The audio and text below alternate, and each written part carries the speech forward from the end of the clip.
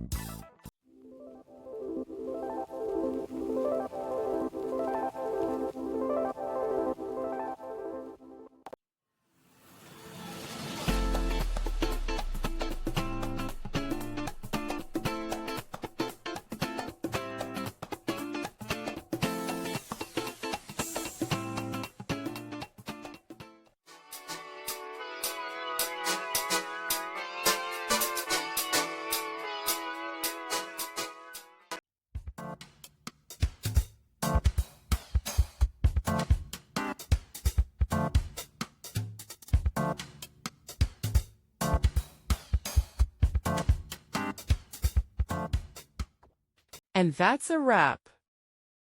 I hope you found the answer you were looking for. If you did, take a second to hit that subscribe button. It really helps out. And let me know in the comments which solution worked best for you. See you next time in the debug zone.